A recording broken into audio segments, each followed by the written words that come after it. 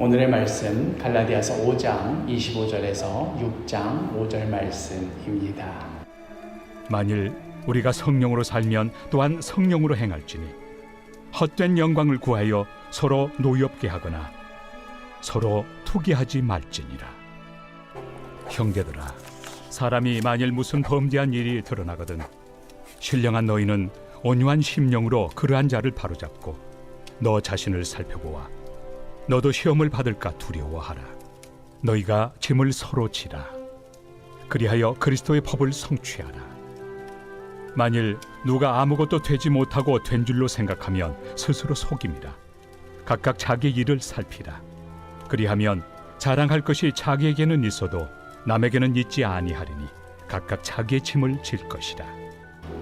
어제 주일 예배 때에도 우리가 함께 나누었듯이 성령 충만하다 하는 그런 모습은 한 개인이 얼마나 영적으로 놀라운 체험을 하였는가, 얼마나 놀라운 능력을 힘입었는가, 얼마나 강하고 굳건한 확신을 가지고 있는가 하는 이런 데에만 있다고 하기보다는 또 한 가지 중요하게 그 사람을 둘러싼 이웃들과의 관계 속에서 어떠한 모습을 보여주는가, 사랑하는가, 오래 참는가, 온유한가 하는 이 성령의 9가지 열매, 그런 것을 우리가 어제 함께 나누었습니다.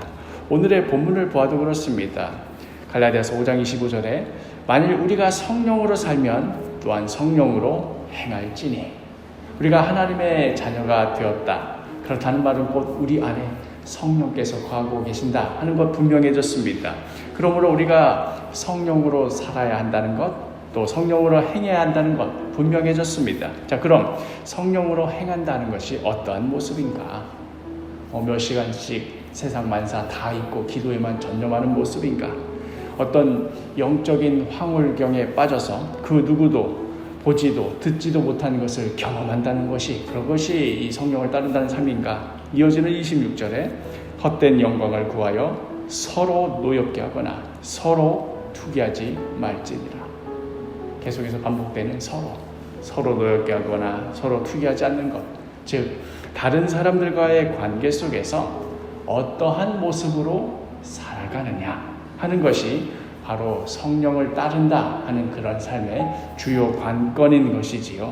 내가 어떤 영적인 체험을 하였느냐, 어떤 지혜를 가지고 능력을 가지고 행했느냐 하는 것으로 자칫 자만해질 수 있고 다른 누군가와 비교하며 우월의식을 느낄 수도 있습니다.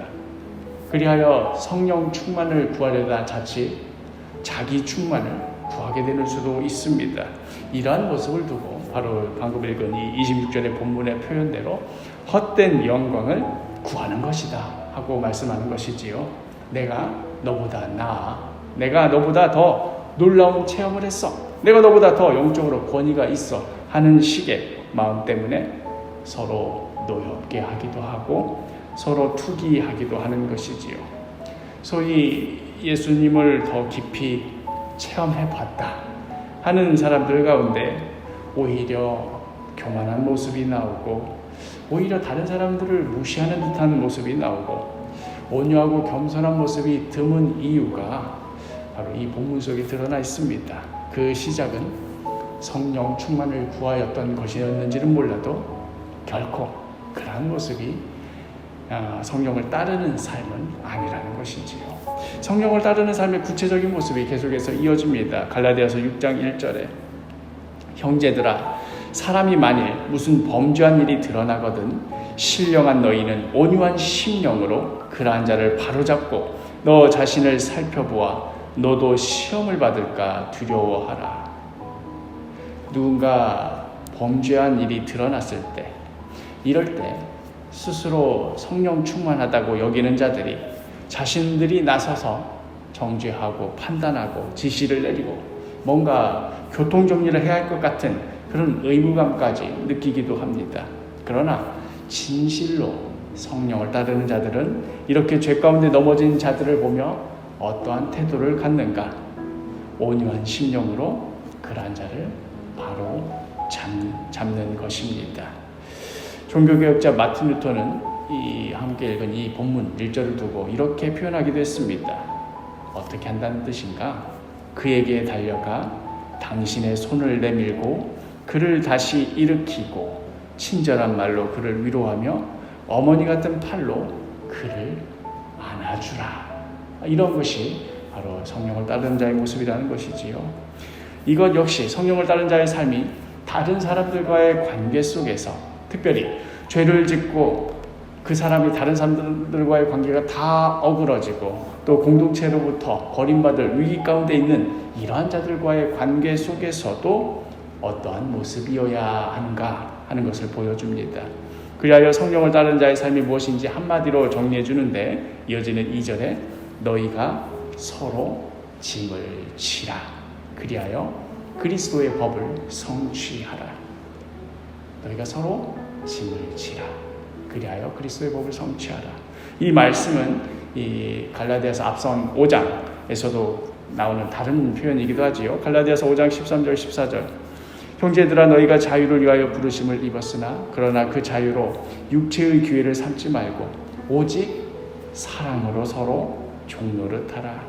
온 율법은 내 이웃 사랑하기를 내 자신같이 하라 하신 말씀에서 이루어졌나니 짐을 서로 지는 것, 내 이웃을 사랑하는 것, 이것이 곧 그리스도의 법을 성취하는 것이요 율법을 온전히 이루는 것입니다.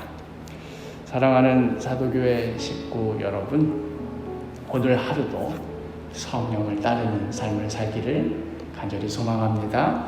우리를 보내주신 우리 각자의 삶의 현장 속에서 매일 마주치는 여러 사람들과의 그 관계 속에서 우리 안에 내주하고 계시는 성령께서 그 사람과의 대화할 때, 그 사람과 갈등이 생겼을 때, 그 사람이 나에게 좀 이렇게 대하면 안 되는데 싶은 선을 넘는 듯한 행동을 하였을 때, 그랬을 때 성령님께서 나에게 뭐라고 말씀하시는지 그 음성에 조용히 귀 기울이시기를 바랍니다.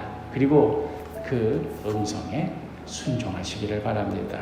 오늘 하루도 성령님과 함께 동행하며 그 음성에 순종하고 그리하여 귀하고 아름다운 성령의 열매를 맺어가시는 복된 하루가 되기를 간절히 축복합니다.